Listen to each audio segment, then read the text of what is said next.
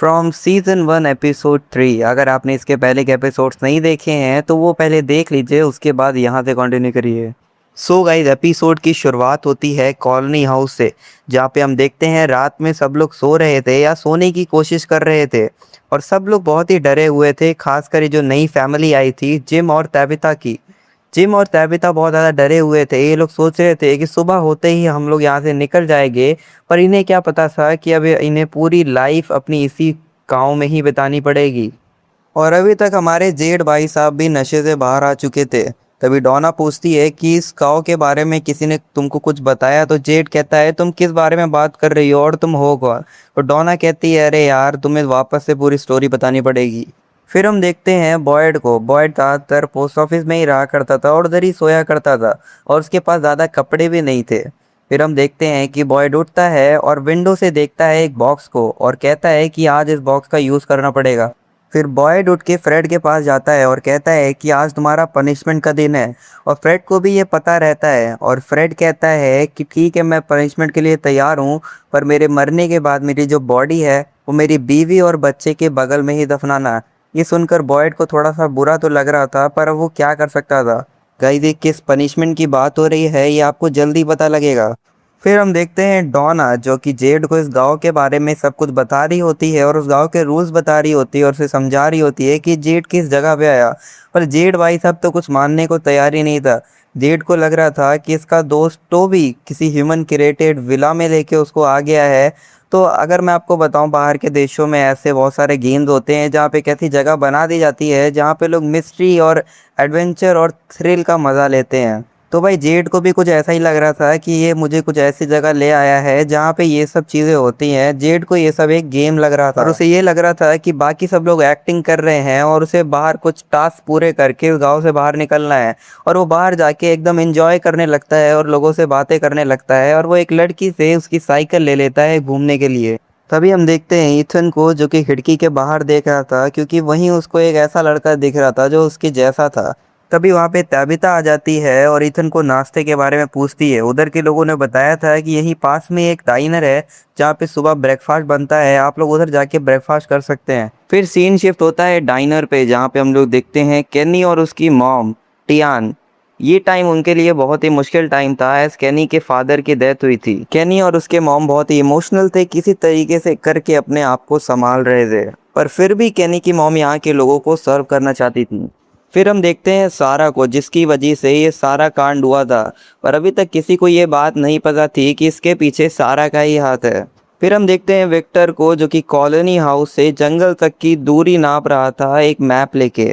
Guys, फिर हम देखते हैं जूली को, जो कि कॉलोनी हाउस में ही एक जगह उदास खड़ी हुई थी। फिर हम देखते हैं फातिमा को, जो जूली से आके बात करने लगती है, उसे समझाने लगती है कि मैं भी जब स्टार्टिंग में आई थी तो मुझे भी तुम्हारे जैसा ही लगता था, कुछ समझ में नहीं आ रहा था और बड़ा अजीब सा लगता था, पर जैसे जैसे मैं इधर रहने लगी मुझे इधर अच्छा लगने लगा, और अब तो हम दोनों बहुत अच्छे दोस्त बन गए हैं और हमारे और दोस्त भी बन जाएंगे, तो तुम्हें धीरे धीरे बेटर फील होने लगेगा।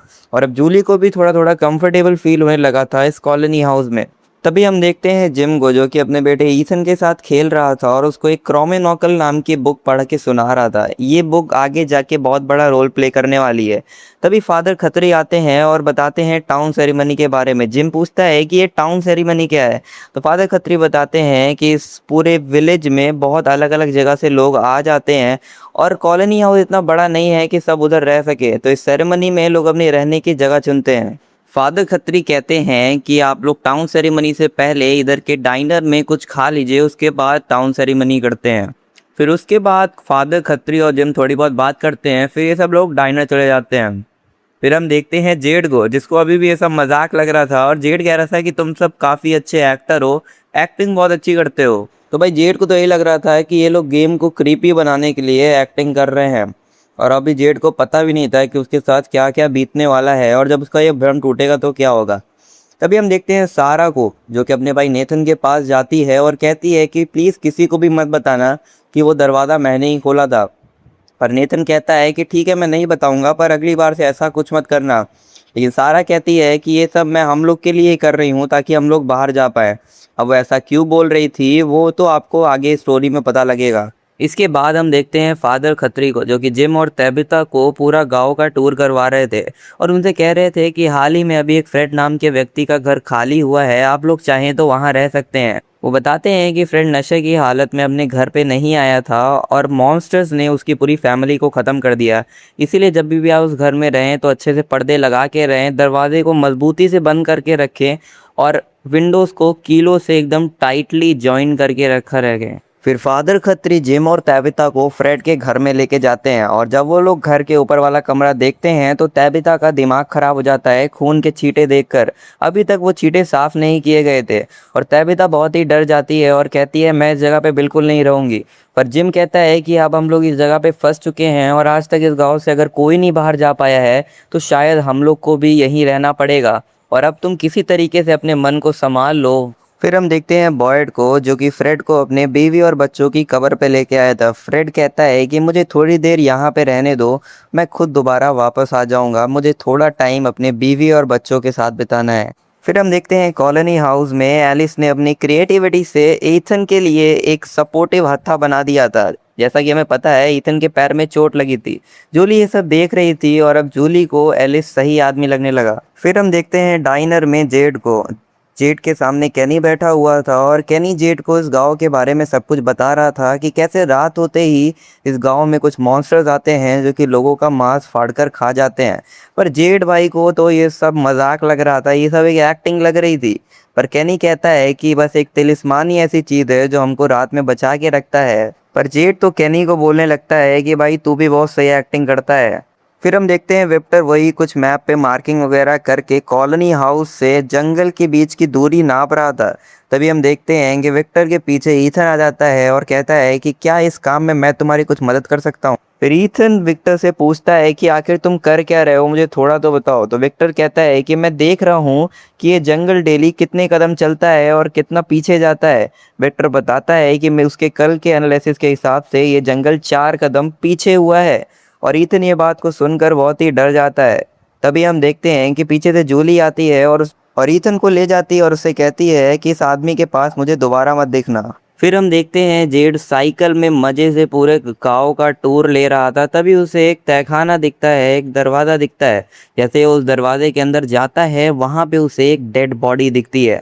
वो उस डेड बॉडी को देख के डर जाता है। तभी वो डेड बॉडी जिंदा हो जाती है और वो ज़मीन पे गिर जाता है। फिर वो बॉडी गायब हो जाती है और उसे एक अजीब सा साइन दिखता है उसी तहखाने की सामने वाली वॉल पे। अब धीरे धीरे जेड को लग रहा था कि ये लोग जो भी बोल रहे थे इनकी बात में दम तो है। फिर हम देखते हैं बॉयड को, जो कि फादर खत्री के साथ चर्च में होता है और बॉयड फादर खत्री से पूछता है कि फादर खत्री, आप तो एक प्रीस्ट हैं, आप हमेशा हम सबको सही राह पे चलने का रास्ता दिखाते हैं। आज मैं एक बहुत ही बड़ा पाप करने जा रहा हूँ, पर वो पाप किसी के लिए बहुत बड़ा सबक बनेगा, हम सब टाउन वालों के लिए बहुत बड़ा सबक बनेगा। तो क्या मुझे वो करना चाहिए?